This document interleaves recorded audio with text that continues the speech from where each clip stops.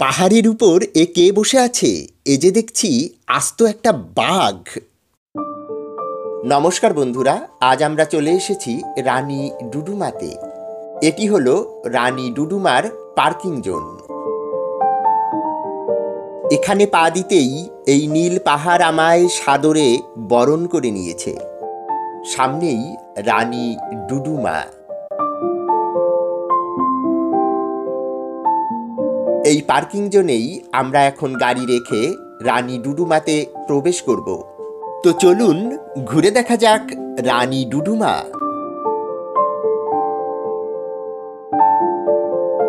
এখানে কয়েকটি ছোট ছোট দোকান চোখে পড়ছে। এই রানী ডুডুমাতে ঘুরতে আসা পর্যটকেরা এখান থেকে সামান্য কিছু কেনাকাটা করে থাকেন। দেখুন, সম্পূর্ণ পাহাড়ি পরিবেশের মধ্যে এই পর্যটন স্থলটি গড়ে উঠেছে।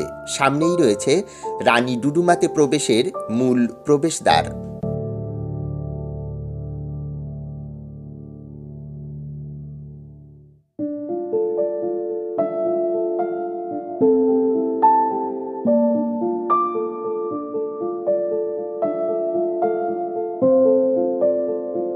রানী ডুডুমা হল ওড়িশার একটি জনপ্রিয় পর্যটন স্থল।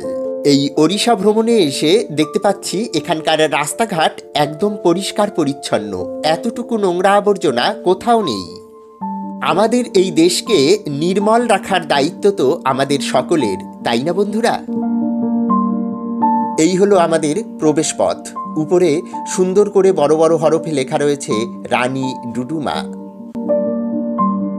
আমরা এবার ভেতরে প্রবেশ করেছি। দেখুন, পাহাড়ি এই পথ এঁকে বেঁকে পাহাড়ের কোল ঘেঁষে চলে গেছে সামনের দিকে। চলুন আমরাও সামনের দিকে এগিয়ে যাই, দেখা যাক সামনে কি কি আছে। এখানে জানিয়ে রাখি, এই রানী ডুডুমা হলো সম্পূর্ণই একটি প্লাস্টিক ফ্রি জোন। এখানে কোনো রকমের প্লাস্টিকের ব্যাগ বা প্লাস্টিকের মোড়কে মোড়া খাবার দাবার নিয়ে প্রবেশ করা যাবে না।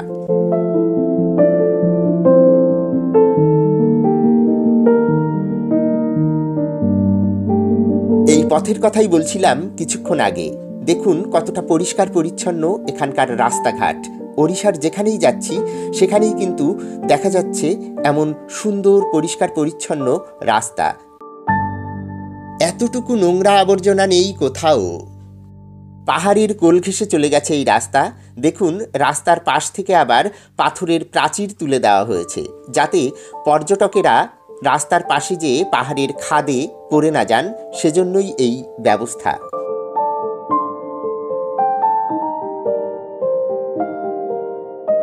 অনেকটা জায়গা নিয়ে এই রানী ডুডুমা গড়ে উঠেছে, সেজন্য এখানে বহু পর্যটক ঘুরতে এলেও মনে হয় যেন একদম ফাঁকা। এখানে ঘুরতে এলে এখানকার নীল পাহাড়, সবুজ গাছগাছালি আর এখানকার এই নির্জনতা আপনার ভালো লাগবেই। শহরের কোলাহল থেকে অনেকটা দূরে এমন নির্জন প্রাকৃতিক পরিবেশিত আমাদের ভ্রমণের আদর্শ একটি ডেস্টিনেশন হয়ে উঠতে পারে, তাই না বন্ধুরা? সামনেই তো গরমের ছুটি, তবে আর দেরি কেন, আজই প্ল্যান করে ফেলুন এই রানী ডুডুমাতে আসার জন্য। কি ভাবছেন কিভাবে আসবেন এই রানী ডুডুমাতে? রানী ডুডুমার সব থেকে কাছের স্টেশন হলো কোরাপুট। আপনারা হাওড়া থেকে রেলপথে সম্বলেশ্বরী এক্সপ্রেস ধরে এই কোরাপুটে চলে আসতে পারেন। সেখান থেকে রানী ডুডুমাতে আসার জন্য পেয়ে যাবেন বহু শেয়ার গাড়ি। যদি ভুবনেশ্বর থেকে আপনারা রেলপথে রানী ডুডুমাতে আসতে চান, তাহলে হীরাখণ্ড এক্সপ্রেস আপনাকে নিয়ে আসার জন্য প্রস্তুত রয়েছে। তবে আর দেরি কেন, চলে আসুন রানী ডুডুমাতে আর এখানকার এই মনোরম প্রাকৃতিক পরিবেশের মধ্যে কিছুটা সময় কাটিয়ে যান। এই নির্জনতা কিন্তু আমার সবসময়ই ভালো লাগে। আশা করি এখানে এলে এই নির্জন পাহাড়ি পরিবেশ আপনাদেরও মুগ্ধ করবে।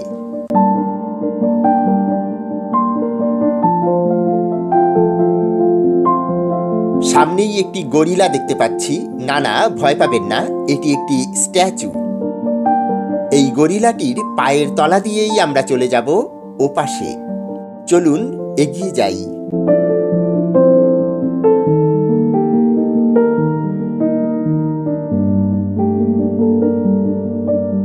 কত বড় গরিলা এটি! মনে হচ্ছে যেন একটি গুহায় প্রবেশ করছি আমি।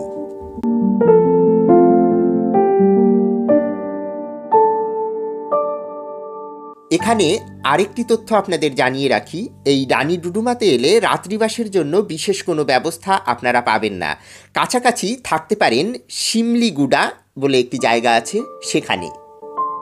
দেখুন, একটি গুহা চোখে পড়ছে। গুহার ভেতর সম্ভবত একটি মন্দির রয়েছে, সেখান থেকে ঘণ্টার ধ্বনি ভেসে আসছে।